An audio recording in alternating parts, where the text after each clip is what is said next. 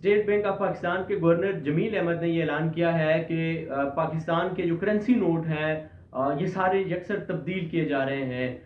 1 रुपए से लेकर 5,000 रुपए का तक जो नोट है ये सारे तब्दील होने जा रहे हैं और ये तब्दील होंगे 2025 के अंदर ही, यानी कि जुलाई के अंदर इनको हो जाना है। लेकिन फिल वक्त ये समरी जो है वो काबीना के पास मंजूरी के लिए गई हुई है। जैसे ही मंजूरी हो जाती है फिर उसके बाद सिक्योरिटी प्रेस को जो है, सिक्योरिटी प्रिंटिंग प्रेस को उसको ये दिया जाएगा ठेका और टेंडर्स दिए जाएंगे कि वो ये काम तफवीज़ उसको किया जाएगा कि वो ये काम करे। लेकिन उसके लिए ज़ाहिर है नई मशीनों की ज़रूरत होगी, नए फीचर्स उसमें शामिल किए जाएंगे, तो नई मशीनें भी खरीदी जानी है। लेकिन ये सारा काम तब होगा जब काबीना इसकी मंजूरी देगी, और जब काबीना मंजूरी दे देगी फिर पाकिस्तान सिक्योरिटी प्रेस जो है वो नई मशीनें बाहर से मंगवाएगा, नई फीचर्स उसमें ऐड करेगा।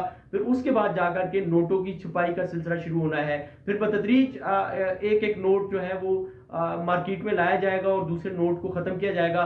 और एक एक वक्त में एक साथ ही सारी करेंसी को पाकिस्तान से ख़त्म नहीं किया जाएगा, बल्कि पहले 1 रुपए के नोट को ख़त्म किया जाएगा, 10 रुपए के नोट को ख़त्म किया जाएगा, फिर उसके बाद 20 रुपए को, 50 को, 100 को, 1000 को, 500 को और फिर 5000 के नोट को। यानी कि ये अमल बतदरीज होगा और मेरे ख्याल में ये इससे करप्शन में भी वाज़े कमी आएगी। उसकी वजह यह है कि जब पुराने नोट ख़त्म होने का ऐलान किया जाएगा तो लोग अपने घरों से करेंसी जो है वो निकाल करके मार्केट में करेंगे और ये यकीनन एक पाकिस्तान के लिए खुशाइंद फैसला होगा।